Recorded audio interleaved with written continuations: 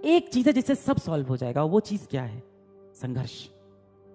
आप संघर्ष नहीं करना चाहते जीवन से।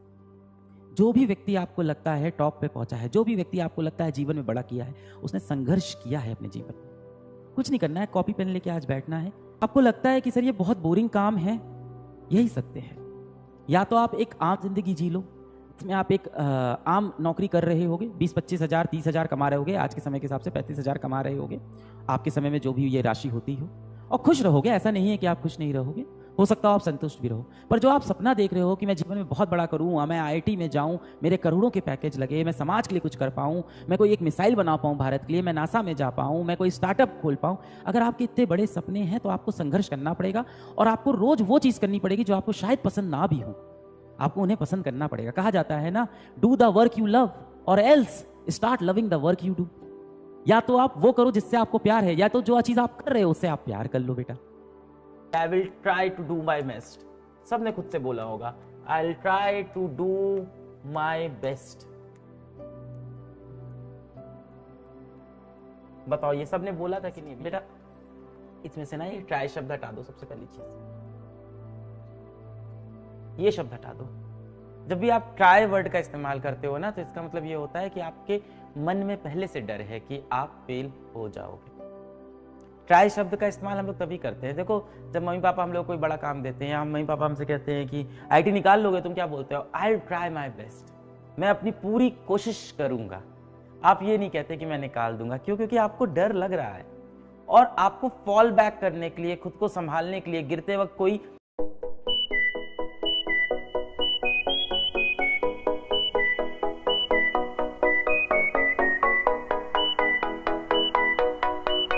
तो hey guys, this is your boy Aman Agarwal, और आज की वीडियो में हम बात करने वाले हैं गेट एग्जाम के बारे में। तो इस वीडियो का यार मकसद होगा आपको बताना कि आपको फर्स्ट ईयर में क्या पढ़ना चाहिए, सेकंड ईयर में क्या पढ़ना चाहिए, थर्ड ईयर में क्या पढ़ना चाहिए, फोर्थ ईयर में क्या पढ़ना चाहिए, आपको कोचिंग लेनी है या नहीं लेनी है, या फिर कितने बच्चे होते हैं जो कोचिंग लेके पास करते हैं इसको, या फिर कितने लोग होते हैं जो बिना कोचिंग के भी कर लेते हैं। अगर कोचिंग लेनी है तो कौन सी लें, ऑफलाइन कोचिंग लें या ऑनलाइन कोचिंग लें, ऑनलाइन कोचिंग में भी ऑनलाइन कोर्स लें या पेन ड्राइव कोर्सेज लें, ये सारी चीजें हमें वीडियो में डिस्कस करनी थी।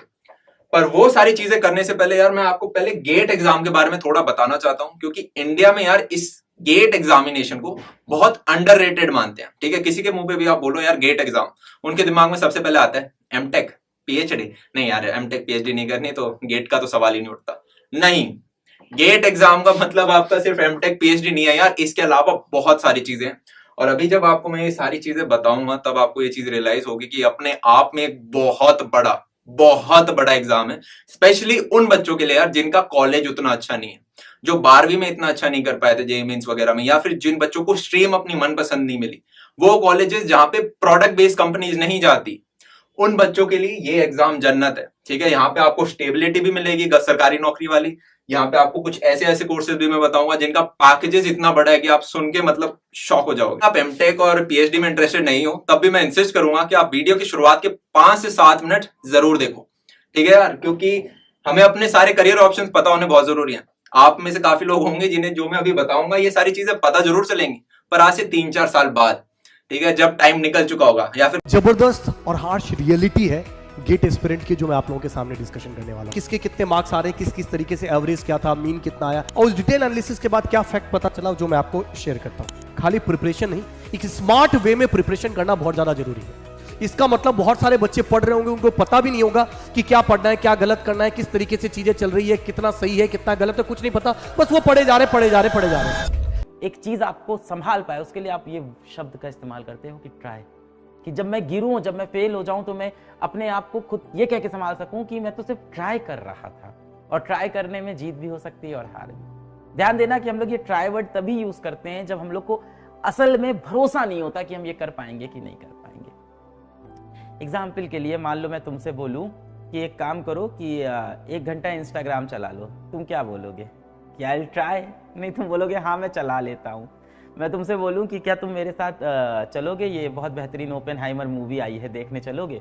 तुम बोलोगे हाँ मूवी आई है, मैं चलूंगा। तुम ये नहीं कहते कि मैं कोशिश करता हूँ चलने की, बल्कि जब आपका कोई दोस्त बोलता है कि शाम को घूमने चलेगा क्या, और आपको पता है नहीं निकल पाओगे और आपको टालना है, तो आप क्या बोलते हो दोस्त से कि यार मैं कोशिश करूंगा चलने की, क्योंकि हो सकता हो घर में बहुत माँ बाप का बड़ा प्रेशर हो, आपको पता हो नहीं जा सकते हो, तो आप ये नहीं बोलते नहीं चलूंगा, आप बोलते हो मैं कोशिश करूंगा चलने की। कोशिश करूंगा मतलब आपको पता है कि आप नहीं चलोगे। तो जब भी हम ये ट्राई शब्द का इस्तेमाल करते हैं, इसका मतलब कहीं ना कहीं हमें डाउट है अपनी कैपेबिलिटी पे। अब आप कहोगे सर यही तो सत्य है, यही तो सत्य है ना, यही तो सच है सर, कोई सक्सेसफुल होगा कोई नहीं होगा। बचपन पे चलो अपने, अगर आप बचपन पे ध्यान दो, जब आप छोटे बच्चे थे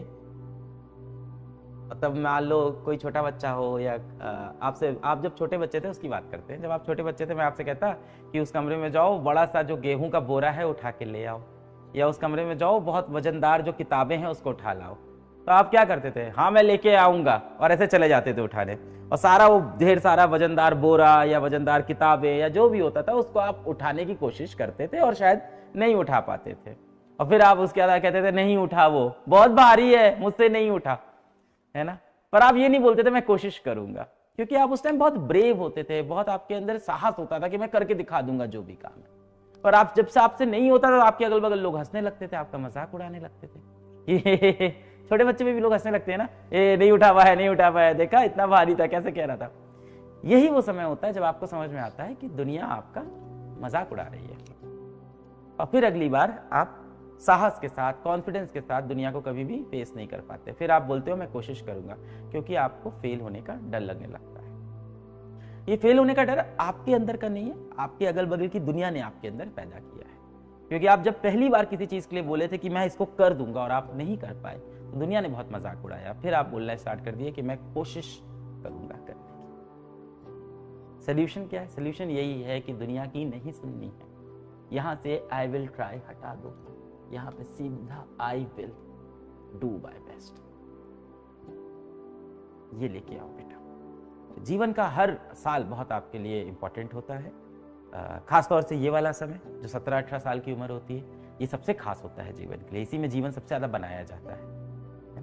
17, 18, 19, 20, 21, 22, 23, 24 ये जीवन को बनाने के मतलब वर्ष होते हैं, अगर आप देखो तो, है ना, एक अच्छी जीवन बनाने के लिए। आपको क्या लगता है कि ये जो इतने बड़े बड़े क्रिकेटर हैं, आपको लगता है जैसे विराट कोहली हैं, इतने बड़े जो सफल क्रिकेटर हैं, आपको क्या लगता है कि ये दिन भर सोते रहते हैं, 6 महीना सोते हैं और फिर? हेलो मेरे प्यारे दोस्तों, तो यार एक जबरदस्त और हार्श रियलिटी है गेट एस्पिरेंट की, जो मैं आप लोगों के सामने डिस्कशन करने वाला हूं। ये जो नंबर मैं आपको बताने वाला हूं दोस्तों, ये आप लोगों की आंखें खोल देगा आपकी प्रिपरेशन को एक्सेलरेट करने के लिए। आप लोग कितने सीरियस है अपने एग्जाम के लिए, ये वीडियो आपको जरूर बताएगा। और सीधी बात करूंगा फैक्ट पर, जो डेटा है उस डेटा पे हम सीधी बात करने वाले हैं। सबसे फर्स्ट आपको पता होगा कि हर साल जो भी आईआईटी एग्जाम कंडक्ट कराती है, जैसे गेट 2025 की बात करूं तो आईआईटी रुड़की ने कंडक्ट कराया था, और उन्होंने अपना स्टैटिस्टिकल डेटा एक शेयर किया कि कितने स्टूडेंट ने अलग बैठे थे, कितने अपीयर हुए थे, कितने क्वालिफाई किए थे, क्या कट ऑफ गया था, सारी डिटेल्ड एनालिसिस करी। उस डिटेल को एनालिसिस करने के बाद मुझे कुछ ऐसा फैक्ट पता चला जो कि बहुत ही सरप्राइजिंग था, और उससे मुझे यह पता चलेगा कितने सीरियस है स्टूडेंट इस एग्जाम को लेके।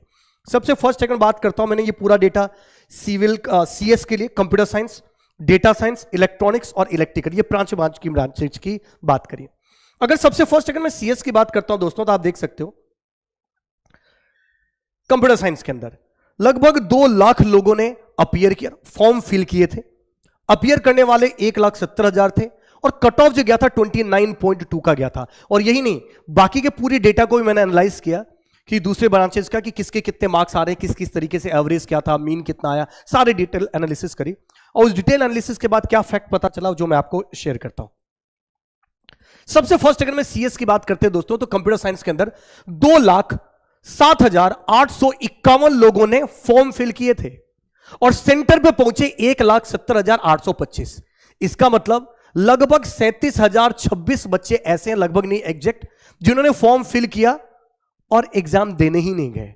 मैं आपको यही बताना चाह रहा हूं कि बहुत सारे ऐसे स्टूडेंट होते हैं जब इनिशियल लेवल पे प्रिपरेशन करते हैं तो उनको लगता है बस दुनिया में आग लगा दूंगा, कोई माचिस और लाइटर दे दे।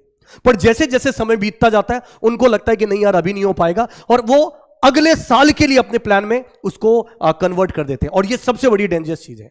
अगर आपने 2026 के लिए ठाना है कि फोड़ोगे तो 2026 में फोड़ो। अगर आपने फॉर्म फिल किया है तो ये आपकी रिस्पॉन्सिबिलिटी बनती है कि सेंटर तक जाना, उस एग्जाम को लिखना। और उससे भी जबरदस्त सरप्राइज वाली चीज ये है कि लगभग 37,000 लोग नहीं पहुंचे सेंटर पे, ये तो ठीक है। कट ऑफ था 100 में से 29.2। और मैं आपको बता दूं लगभग 1.5-2 महीने की प्रिपरेशन में भी कट ऑफ निकाला जा सकता है अगर आप सीरियस होके प्रिपरेशन करते हो तो। But number of student CS में जो क्वालिफाई किए वो 27,518। इसका मतलब मैं आपको बता दूं दोस्तों, खाली प्रिपरेशन नहीं, एक स्मार्ट वे में प्रिपरेशन करना बहुत ज्यादा जरूरी है। इसका मतलब बहुत सारे बच्चे पढ़ रहे होंगे, उनको पता भी नहीं होगा कि क्या पढ़ना है, क्या गलत करना है, किस तरीके से चीजें चल रही है, कितना सही है, कितना गलत है, कुछ नहीं पता। बस वो पढ़े जा रहे, ना पीवाईक्यू लगा रहे, ना डीपीपी लगा रहे, ना वो सिर्फ वीडियो को देखते हैं, उनको लगता है कि यही प्रिपरेशन है, जबकि ये प्रिपरेशन नहीं है। बहुत सारे स्टूडेंट 27,518 स्टूडेंट थे जो एक्चुअली में थोड़ा बहुत समझ पाए कि गेट एग्जाम निकालना कैसे। यानी 1,70,000 में से 27,000 को आप माइनस भी कर दोगे तो लगभग आप ये समझ लो कि लगभग 1,40,000 के आसपास बच्चे जो थे, 1,43,000 के आसपास बच्चे, उनको पता ही नहीं, वो कट ऑफ तक क्वालिफाई नहीं कर पाए, 29 नंबर पासिंग मार्क्स तक नहीं ला पाए। और ये चीज इंश्योर करता है कि उनकी प्रिपरेशन में कहीं ना कहीं एक बहुत बड़ा क्वेश्चन मार्क है। दोस्तों इसलिए मैं बोलता हूं सिर्फ वीडियो मत देखो, रिवीजन करना भी जरूरत है। पढ़ने के साथ साथ वो चीज आपको याद भी होनी चाहिए। और पीवाईक्यू भी अगर आप सॉल्व करके जाते हैं तो डेफिनेटली आपका कट ऑफ तो निकलेगा ही निकलेगा, क्योंकि लगभग 40% के क्वेश्चन के जो कंसेप्ट होते हैं वो पीवाईक्यू से मिलते जुलते होते हैं। बट ये हार्श रियलिटी है गेट एस्पिरेंट की या गेट एग्जामिनेशन की। इसका जो बेसिक कंसेप्ट है या बेसिक फंडामेंटल है वो भी बच्चे नहीं समझ पाते, पीवाईक्यू सॉल्व नहीं करते। और ये सबसे बड़ा इशू है। तो आप लोग इस 1,50,000 जो बच्चे थे उनकी तरह मत रहिए। मेरी ये शुभकामनाएं आप लोगों के साथ है, मेरी दुआ है, मैं प्रभु से, भगवान से इच्छा करूंगा, दुआएं करूंगा कि आप लोग सब जबरदस्त तरीके से फोड़ो। बट वो फोड़ने के लिए जरूरत है आप लोगों को उसकी बारीकी को समझना। पीवाईक्यू, डीपीपी जितने हम पढ़ा रहे हैं वीडियो के साथ साथ वो सब चीजें करना सबसे ज्यादा कंपलसरी है दोस्तों। और ये डेटा सिर्फ सीएस के लिए नहीं है। अगर मैं ये डेटा डीए की बात करूं दोस्तों, 75,854 लगभग 75,854 लोगों ने फॉर्म भरा था। बट एग्जाम के सेंटर तक देने वाले सिर्फ 57,000 बच्चे पहुंचे थे। लगभग 19,000 स्टूडेंट तो सेंटर पे भी नहीं गए, फॉर्म फिल कर दिए। 1,800 रुपए का लास्ट ईयर था, इस साल 2,000 का है, फॉर्म फिल कर दिया बट सेंटर तक नहीं पहुंचे। ये सबसे बड़ी कट ऑफ मार्क्स डीए का 29 था, मैथमेटिकली है, बट स्टिल सिर्फ 11,057 में से सिर्फ 11,000 बच्चों ने इसको क्वालिफाई कर पाए।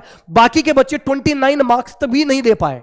इसका मतलब है कि या तो वो सीरियस नहीं थे, सिर्फ ऐसे ही मजाक में फॉर्म भर दिया था और एग्जाम देने के लिए गए, या फिर अगर सीरियस भी थे तो उनको एक्चुअली गेट एग्जाम डिमांड क्या करता है वो चीज समझ में नहीं आया। और इसलिए मैं बोलता हूं कि हमेशा दुश्मनों को लड़ने से पहले क्या होता है, दुश्मनों के साथ लड़ने से पहले दुश्मनों की शक्तियों के बारे में पता होना जरूरी है। इसी तरीके से दोस्तों जब आप एग्जाम लिखते हो तो सबसे पहले आपको गेट एग्जाम के बारे में पता होना चाहिए कि गेट एग्जाम आपसे डिमांड क्या करता है, क्या एक्सपेक्टेशन वो आपसे रखता है। Analytical approach to solve the question आप में वो होना चाहिए, प्रॉब्लम सॉल्विंग स्किल ये आप में होना चाहिए। और अगर पीवाईक्यू डीपीपी सॉल्व करते हो तो डेफिनेटली ये चीज हो ही जाती है। इसका मतलब ये नहीं कि थ्योरी स्ट्रांग नहीं होनी चाहिए, थ्योरी होनी चाहिए, बट ये दो चीजें बहुत इंपॉर्टेंट रोल प्ले करता है आपके अंदर क्वेश्चन सॉल्विंग अप्रोच को डेवलप करने के लिए मेरे भाई। नेक्स्ट, ये सिर्फ सीएस और डीए तक शामिल नहीं है, ये डेटा दूसरे ब्रांच के लिए भी सिमिलर ही है। जैसे अगर मैं बात करता हूं ईसी के लिए, 97,394 लोगों ने अपीयर किया था, 81,475 लोग क्वालिफाई मतलब सेंटर तक पहुंच गए। Appear in the sense form fill किया था, 97,000 ने फॉर्म फिल किया था, सेंटर पे पहुंचे, यानी जो अपीयर हुए एग्जाम में 81,475, 15,919 लोग सेंटर पे भी नहीं पहुंच पाए। हालांकि ये रेशियो फिर भी सीएस और डीए के कंपैरिजन में काफी कम है, बट स्टिल। और कट ऑफ था सिर्फ 25। और मैं आपको बता दूं ये भी आउट ऑफ 81,000 सिर्फ 14,000 स्टूडेंट ही लेके आ पाए। इसका मतलब उन्होंने सेम गलती करी जो हर बार कर रहे हैं। और ये वीडियो मैं लेके इसलिए आया हूं क्योंकि आप 2026 में वो गलती ना करें। सेम चीज इलेक्ट्रिकल की अगर बात करता हूं दोस्तों, 83,355 लोगों ने फॉर्म फिल किया था, फॉर्म फिल किया था, सेंटर तक पहुंचे थे 67,701। इसका मतलब 56,654 लोगों ने पे कर दिया था पर सेंटर पे भी नहीं पहुंचे। कट ऑफ इलेक्ट्रिकल का भी 25 था और सिर्फ 11,902 लोग, यानी दोस्तों out of 67,701 only 11,902 people qualify 25 marks से ऊपर लेके आ पाए। ये भी इस एग्जाम के डिमांड को नहीं समझे। तो दोस्तों मेरी एक्सपेक्टेशन ये और मेरी ये सजेशन आप लोगों को की है कि इस एग्जाम की डिमांड को समझिएगा, और अगर फॉर्म फिल किए हो तो सेंटर तक जाना है, क्योंकि यहीं से ये नंबर भी डिफाइंड होता है। और सिर्फ आपका टारगेट ये नहीं होना चाहिए, आपका टारगेट बहुत ऊपर होना चाहिए। आपका टारगेट होना चाहिए कि सिंगल डिजिट, डबल डिजिट के अंदर फोड़ना है। आपका टारगेट होना चाहिए कि मुझे आईआईटी के अंदर जाना है। और मैं आपको बता दूं, अब सिर्फ 3-4 महीने बचे हुए हैं। अभी दोस्तों डू एंड डाई वाली कंडीशन है। जितने एफर्ट लगा सकते हो उतने एफर्ट लगाइए, क्योंकि ये आपकी एफर्ट, ये 3-4 महीने नहीं, ये आपकी एफर्ट का जो रिजल्ट है वो 50 ईयर तक आपको मिलने वाला है। जब तक आप जिंदा रहोगे तब तक इस एफर्ट का रिजल्ट आपको मिलता रहेगा। तो ये डू डाई वाली कंडीशन है। जितनी मेहनत कर सकते हैं, जितनी शिद्दत के साथ लग सकते हो, जितना टाइम से एग्जाम के लिए डिवोट कर सकते हो मेरे भाई, उतना टाइम डिवोट करिए, क्योंकि ये लास्ट लैप है दोस्तों इस मैराथन का, ये जो आपके पास जो रेस है उसका। और यहां पर सबसे ज्यादा वही आदमी जीतेगा जो कंटिन्यूटी मेंटेन करेगा, जो हार्ड वर्किंग रखेगा, जो एफर्ट लगाता रहेगा, जो रुकेगा नहीं, जो थकेगा नहीं, जो चलता रहेगा। तो यस, आपने पहले कितनी भी मेहनत करी है, कोई फर्क नहीं पड़ता। अभी आपको रुकना नहीं है, थकना नहीं है, बैठना नहीं है, आपको चलते रहना है। और डेफिनेटली आप सिंगल डिजिट, डबल डिजिट के अंदर रैंक ला पाएंगे दोस्तों। और भी अगर आप लोगों की कोई क्वेरीज हो तो इस वीडियो के कमेंट में जरूर लिखेगा। Till that, thank you very much, all the very best, जय हिंद दोस्तों। मात्र 10% होगा और जो रिमेनिंग 90% होगा वो डिपेंड करेगा, पता किसमें? Pass out. बताता हूं, वो डिपेंड करेगा आपके ऊपर। जी हां, ये रियलिटी है, ये बात। Hello everyone. In this video, I will tell you everything about my GATE preparation journey, my motivation, and when did I started, and how did I prepare for the exam, and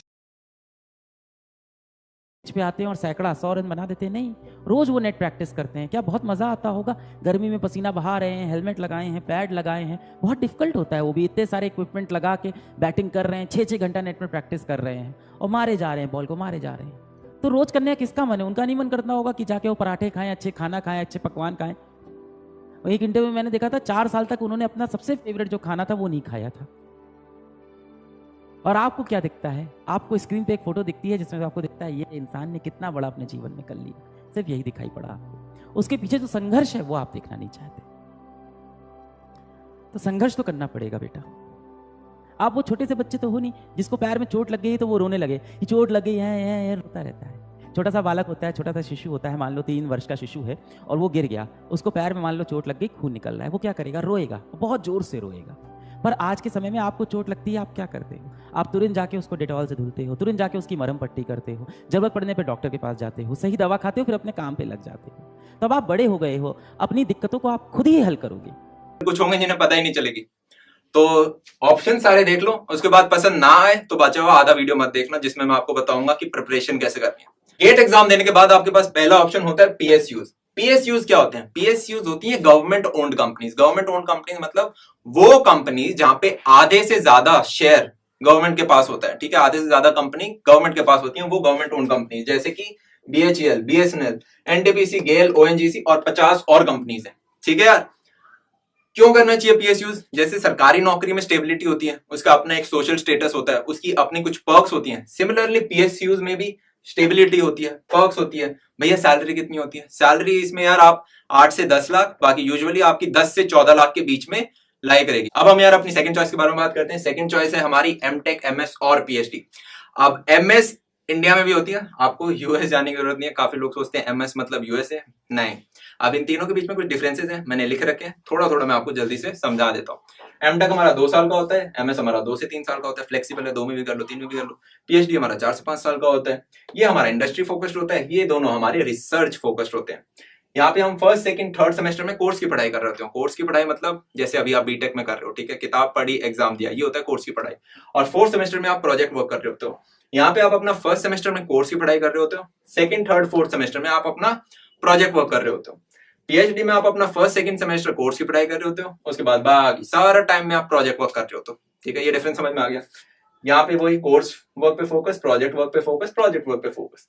यहाँ पे हमें एक high gate score चाहिए। High gate score क्या मतलब इसका अभी बताता हूँ। यहाँ पे हमें लो गेट स्कोर चाहिए, पीएचडी में भी लो गेट स्कोर चाहिए। लो गेट स्कोर का मतलब क्या है कि अगर आपका गेट स्कोर कम आया पर उसके बावजूद भी आप एक अच्छे कॉलेज से एमएस का कोर्स कर सकते हो सकता है उसी रैंक पे आपको उसी अच्छे कॉलेज में एमटेक का कोर्स ना मिले। मतलब कि ज्यादा बच्चे एमएस के लिए ऑप्ट नहीं करते। क्यों? क्योंकि ये थोड़ा रिसर्च ओरिएंटेड ज्यादा होता है। ठीक है, सिंपल। यहाँ पे यार आप टीचिंग असिस्टेंट बनते हो, ये क्या है? Half time teaching assistant. B Tech के सारे स्टूडेंट जानते होंगे इसका मतलब क्या है यार। वो आपके लैब में जो आते हैं ना हमारे यहाँ टीए टीचिंग असिस्टेंट, या फिर कभी कभी क्लासेस भी लेते हैं, तो उनका काम क्या होता है यार, आपको 8 घंटे पढ़ाना होता है हर हफ्ते, और आपको 12,400 रुपए मिलते हैं। ठीक है, एक तरह से 12,400 रुपए सरकार आपको देती है हर महीने पढ़ने के लिए, कि बच्चा पढ़ रहा है, हायर स्टडी कर रहा है, तो इसको हर महीने हम 12,400 रुपए देंगे। सिमिलरली यहाँ पे होता है हमारा HTRA, half time research assistant. PhD में आपके पैसे बढ़ जाते हैं यार, 25,000 रुपए आपको मिल जाते हैं। साथ में आपको यार गवर्नमेंट क्वार्टर्स भी मिलते हैं। ठीक है, क्योंकि पीएचडी के वक्त तक यार लोगों की जनरली शादियां हो जाती हैं, तो सरकार कहती है अच्छा शादी हो गई, चलो ये अब ये अपार्टमेंट भी ले लो। तो काफी सारी पर्क्स है यार। ठीक है, मतलब आप पढ़ाई कर रहे हो, आपको एक मकान भी मिला है, आपको 25,000 रुपए भी मिलेंगे महीने के सिर्फ पढ़ने के। और 25,000 है पहले 2 साल के लिए यार, उसके बाद बचे हुए 3 साल के लिए आपके 28,000 है। बाकी यार जून जुलाई में एक प्रोविजन भी आया था कुछ कि 70,000 रुपए मिलेंगे उन बच्चों को जिनका 8 CGPA से ऊपर होगा। ठीक है, तो अब अपना थर्ड चीज पे आते हैं यार हम, वो है आप स्टडी अब्रॉड। हाँ, आप गेट एग्जाम देख के बाहर पढ़ने जा सकते हो। भैया कौन कौन सी कंट्रीज में पढ़ने जा सकते हैं? आप जर्मनी में जा सकते हो, आप सिंगापुर में जा सकते हो। भैया मुझे इन दोनों में नहीं जाना, मुझे तो यूएस से जाना था, तो मेरे तो किसी काम का नहीं हुआ। नहीं, यूएसए भी जा सकते हो, एक तरीका है, ध्यान से सुनते रहो। जर्मनी और सिंगापुर जा सकते हो यार, और साथ में आपको स्टाइपेंड भी मिलेगा। अब आप बोलोगे यार भैया जर्मनी तो मैं बिना गेट एग्जाम के भी चला जाऊंगा। बिना गेट एग्जाम के तो चले जाओगे यार, पर आपको फिर स्टाइपेंड नहीं मिलेगा। ठीक है, स्टाइपेंड कौन देगा यार? स्टाइपेंड आपको वहां की गवर्नमेंट देगी। कैसे देगी? जैसे मान लो अगर आपका सिंगापुर में हुआ, ठीक है, तो आपको हर महीने आप गेट स्कोर अपना दिखा के अगर एडमिशन लेते हो तो आपको स्टाइपेंड मिलेगा। जैसे फॉर एग्जांपल वहां सिंगापुरी डॉलर है, तो आपको हर महीने के 500 से 600 सिंगापुरी डॉलर मिल गए हर महीने। ठीक है, तो जैसे यहाँ पे काम चल रहा था वैसा ही कुछ काम यहाँ पे होगा आपको। अच्छा भैया हम क्या क्या देना पड़ेगा? हमें आपको अपना गेट स्कोर सबमिट करना है। ठीक है, गेट स्कोर सबमिट करना है, और क्या करना है भैया? कोई एग्जाम देना पड़ेगा, GRE देना है, टॉफल देना है, कुछ और एग्जाम देना पड़ेगा? ऐसे ही थोड़ा ना ले लेंगे, ऐसे ही ले लेंगे, बस गेट स्कोर दिखाना है। क्या सही में? हाँ सही में। कैसे? गेट स्कोर दिखाना है प्लस एक लेटर देना है। लेटर में क्या लिखना है भैया? लेटर में ये लिखना है, अपने कॉलेज से लिखवा के लाना है कि भैया आपने अपने 4 साल का कोर्स इंग्लिश में किया था। बस इतना ही करना था। ठीक है, कॉलेज से अपना लिखवा के ले आना, अपने 4 साल का कोर्स इंग्लिश में कराया था, यही चाहिए था। GATE score plus letter plus SOP। SOP क्या होता है भैया? Sum of products. नहीं, सम ऑफ प्रोडक्ट्स नहीं होता, ये क्या है? Statement of purpose. Statement of purpose, भैया आप उस कॉलेज को ज्वाइन क्यों करना चाहते हो, विदेश में क्यों जाना चाहते हो, बस ये चीज, ये 3 चीज सबमिट कर देना और आप विदेश चले जाओगे। कितना सस्ता, मतलब कितना सस्ता, कहाँ आप कितने पैसे खर्च कर रहे थे, अलग एक GRE का एग्जाम दे रहे थे। अब बोलोगे भैया पर मैं यूएसए तो पहुंचा ही नहीं, मेरे को तो यूएस से जाना। अच्छा यूएस से जाना था तो सिंगापुर से चले जाना यार, एक बार ये 2 साल का कोर्स कर लिया, उसके बाद निकल जाना, उसके बाद वहां से जाना तो आसान है ना, बजाय भैया अपने घर वालों से पैसे लो, बहुत सारे पैसे इन्वेस्ट करो। एक रास्ता ये भी है, तो इसको कंसिडर कर सकते हो। अगर आप चाहते हो मैं इस पे और खोल के बनाऊं तो कमेंट सेक्शन में बता देना। अब तीसरा ऑप्शन देखते हैं, MBA। अच्छा, गेट स्कोर से MBA भी कर सकते हैं? हाँ भाई MBA भी कर सकते हो। कहां से? नीति मुंबई। क्या है भैया ये? क्या है? क्या पहली बार नाम सुन रहा हूँ, कुछ सुना नहीं। बहुत अच्छा कॉलेज है, बहुत अच्छा कॉलेज है। क्या रैंकिंग है? ऊपर के टॉप 20 में आ जाता है हर बार। अच्छा, फिर तो पैकेज अच्छा होगा। हाँ यार 17 लाख का पैकेज, ओ हो, ये तो बहुत बढ़िया पैकेज दे दिया। इतना तो और ही नहीं देते। FMS वगैरह का 18 जाता है, IIMs वगैरह का 20 ला जाता है, तो उस हिसाब से तो भैया ठीक है।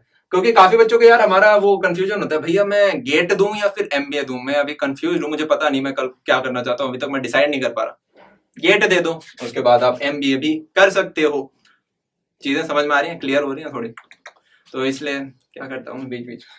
और क्या मिलेगा? और क्या मिलेगा भैया? और क्या मिलेगा? और भाई 12,400 की स्टाइपेंड में मिलेगी। स्टाइपेंड मिलेगी हर महीने? हाँ हर महीने मिलती है। तो देख रहे हो यार कितने फायदे मिल रहे हैं। अच्छा, और क्या हो सकता है भैया गेट एग्जाम के बाद? और यार और हमारा आप फेलोशिप ले सकते हो, IIMs। फेलोशिप ये क्या होता है? और IIM ये तो बहुत बड़ा नाम था, इसके बाद मिल जाता है ये? हाँ इसके बाद मिल जाता है। फेलोशिप मतलब, फेलोशिप क्या होता है? PhD भैया PhD नहीं करने वाले, देखो यार इतना ऑलरेडी पढ़ चुके हैं और हमारे पढ़ने की बस की नहीं है, ये ज्यादा हो गया, ये नहीं करेंगे। क्यों करें हम ये? भाई तुम्हें स्टाइपेंड मिलेगी। स्टाइपेंड कितनी मिलेगी? स्टाइपेंड डिपेंड करता है कौन सा IIM आपको मिलता है, पर 20 से 30 हजार के लगभग मिलेगी। ज्यादातर की 25 से ऊपर ही है, पर फिर भी 20 से 30 हजार की आपको हर महीने स्टाइपेंड मिलेगी। हर महीने? हाँ भाई हर महीने स्टाइपेंड मिलेगी। और क्या मिलता है भाई? हॉस्टल देते हैं, आपको पता है हॉस्टल। भैया कुछ में हॉस्टल्स की इतनी फैसिलिटीज नहीं IIMs में। उस केस में क्या होता है? उस केस में यार अगर आप बाहर रहते हो ना, तो बाहर रहने के भी आपको फिर हाउसिंग अलाउंस मिलता है 8,500 का हर महीने। अच्छा ठीक है, तो मतलब घर वार ये भी आपको प्रॉपर देंगे। और क्या मिलता है भैया? 5 साल का कोर्स। 5 साल का कोर्स नहीं होगा, 5 साल के कोर्स के बाद 35 से 40 लाख रुपए का पैकेज है। अब कर लेंगे ठीक है अब कर लेंगे, पैसे पहले बताने थे भैया, ये आपने लेट नहीं करना था। और कोई चॉइस है भैया? और कुछ? हाँ यार एक चॉइस और है, क्या है क्या है क्या है?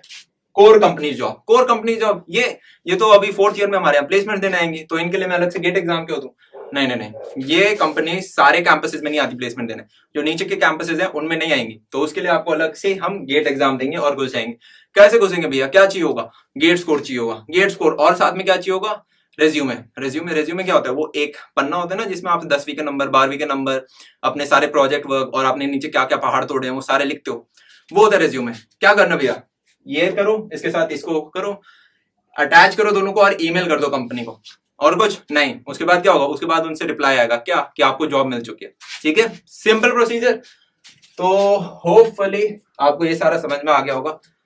तो अब फर्क नहीं पड़ता यार, आप IIT में हो, आप NIT में हो या और किसी कॉलेज में हो, ठीक है, आप इन सभी कॉलेजेस में जा सकते हो। एक छोटी सी चीज, यहाँ पे सिर्फ इंजीनियर्स जा सकते हैं, नॉन इंजीनियर्स नहीं जा सकते। ठीक है, नॉन इंजीनियर्स नहीं जा सकते, एक चीज बताना भूल गया था मैं। ओके, तो अब अपने वीडियो पे जंप करते हैं यार।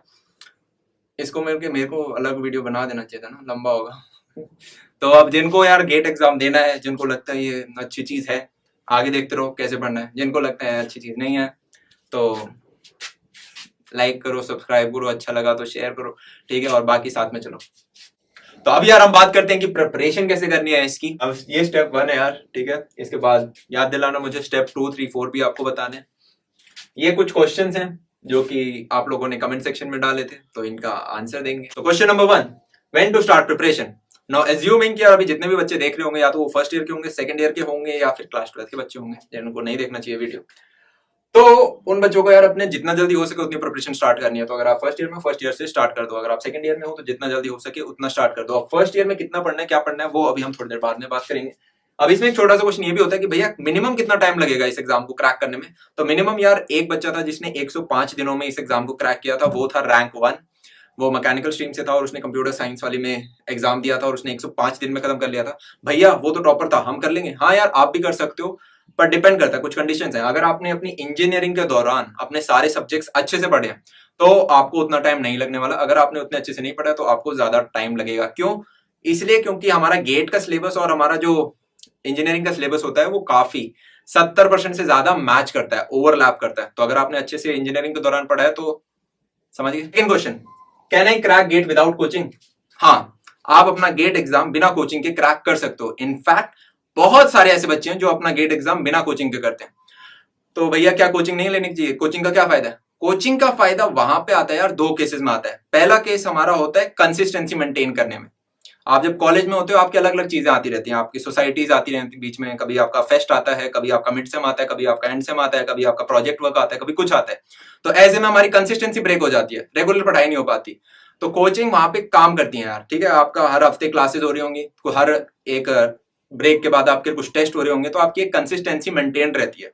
प्लस अगर आप कोचिंग जाते हो, एक अर्ली फेज में जाते हो, तो फिर आपके जो कॉलेज में आपकी पढ़ाई हो रही है वहां पे भी आपको एक थोड़ा बेनिफिट मिलता है, एक एज मिलता है बाकी बच्चों के ऊपर। तो पहला फायदा वो हो गया।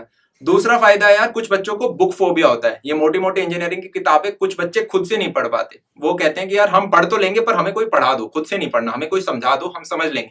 अगर आप उस कैटेगरी में लाई करते हो यार तो आपके लिए कोचिंग बेनिफिशियल है, ठीक है। पर एक सेकंड के लिए पॉज मार लो। ये जो दोनों आपके नुकसान थे, इन दोनों कंसिस्टेंसी और बुक फोबिया, इन दोनों का सॉल्यूशन मेरे पास है, वो मैं अभी थोड़ी देर में आपके पास बता दूंगा, ठीक है। अब कुछ बच्चे होते हैं यार, कोचिंग का एक नुकसान भी है जो मैं आपको छोटा सा बताऊं, जो मुझे लगा, वो ये है कि आपकी जो गेट की कोचिंग होती है यार, ये बहुत लंबी होती है, 6-6 घंटे की, 7-7 घंटे की, 8-8 कोचिंग की सिंगल डे में, ठीक है। मतलब आप कॉलेज जा रहे हो यार मंडे टू फ्राइडे, तो अब उसके बाद सैटरडे संडे जब आप कोचिंग में जाओगे तो वो 7-7, 8-8 घंटे की लंबी क्लासेस होती है और उसके बाद आपको रिवाइज भी करना है।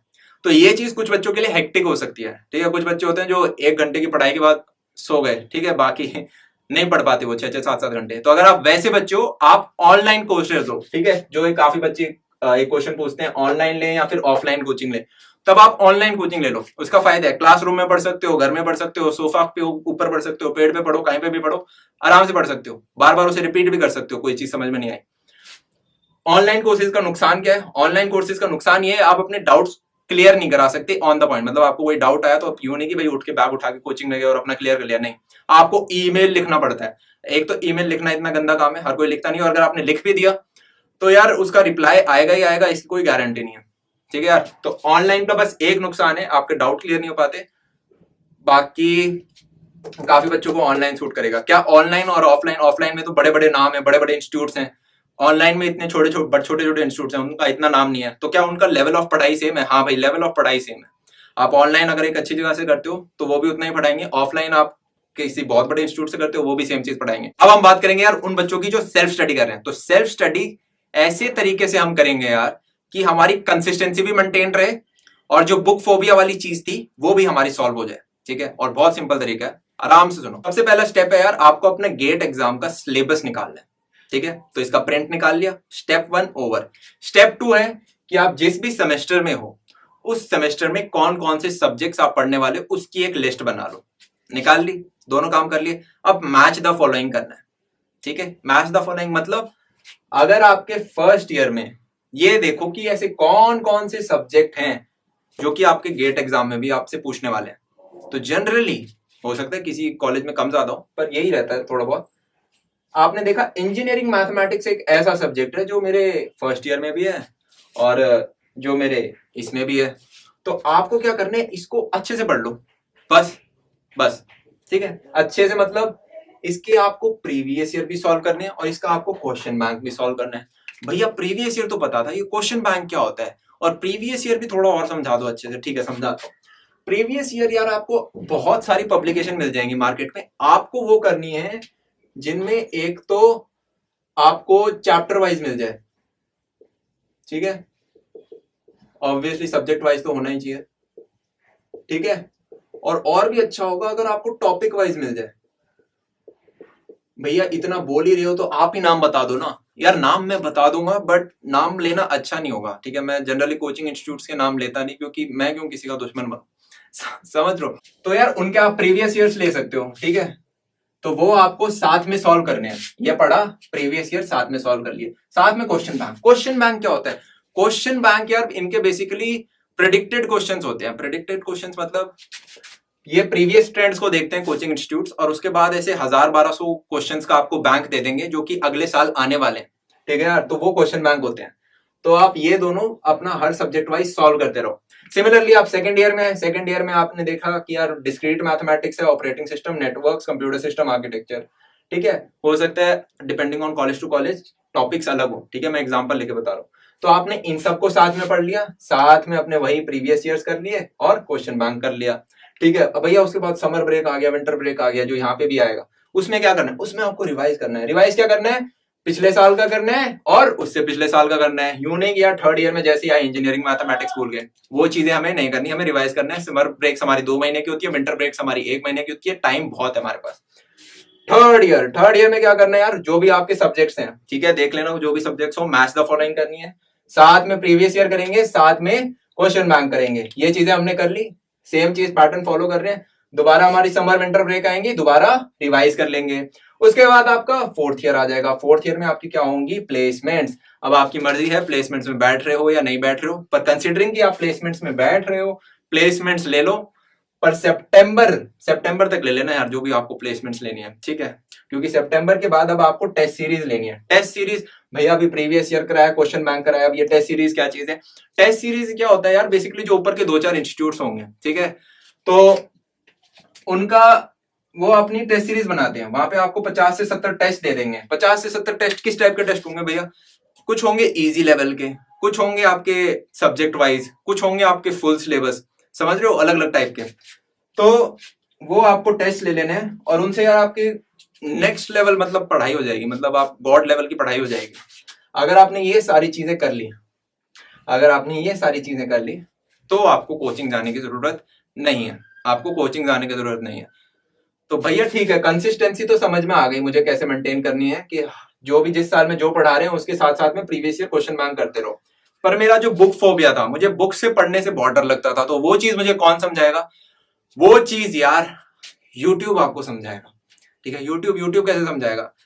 मेरी यार इंजीनियरिंग की जितनी भी पढ़ाई थी ना, जितनी भी पढ़ाई मैं आपको बता रहा हूं, कॉलेज के टीचर से आप कुछ, प्रोफेसर से आप उतना नहीं सीखते जितना आज के दिन आप यूट्यूब से सीखते हो। कोई भी सब्जेक्ट ले लो यार, कोई भी सब्जेक्ट, आप चाहे टीओसी ले लो, आप ऑपरेटिंग सिस्टम ले लो, आप कोई भी सब्जेक्ट उठा लो, बस इस सब्जेक्ट को नाम लिखो और यूट्यूब पे सर्च मार दो, एक से एक बढ़िया टीचर आपको मिल जाएगा जो इस चीज को आपको समझा रहा होगा।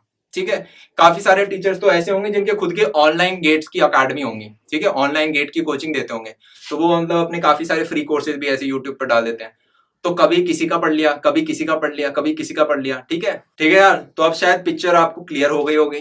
कोचिंग लेनी है तो ऑनलाइन लेनी है या ऑफलाइन करनी है, डिपेंड आप पे करता है। आपको एक बार में 7 घंटे पढ़ना है या घर पे बैठ के पढ़ना है, या फिर आपको डाउट्स ज्यादा आते हैं, कम डाउट्स आते हैं, आए तो आप किससे सॉल्व करवाओगे, मतलब वो सारी चीजें आपको खुद देखनी है।